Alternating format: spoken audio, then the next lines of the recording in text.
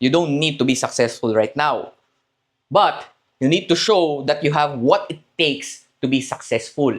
Hindi mo kailangan maging pinakamayaman o pinakasikat para magustuhan, para maka-attract ka ng isang feminine, yung healthy feminine woman. Okay? You only need to show that you have, na meron kang unrealized potential. Okay? Na alam mo sa sarili mo na magaling ka eh. Alam mo sa sarili mo na meron kang future. Alam mo sa sarili mo na meron kang malaking, alam mo, you are made for bigger things. Ramdam mo na hindi ito yung final version mo, na meron kang best version of yourself. So you need to show that you have unrealized potential. Kasi sa mga babae, hindi mo naman kailangan maging successful ngayon, okay? You don't need to be successful right now.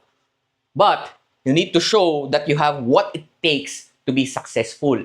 Women like guys who can show that they can provide future provisions. Okay, na hindi lang ito yung kayang ibigay, pero meron pa. Okay, there's more about this guy.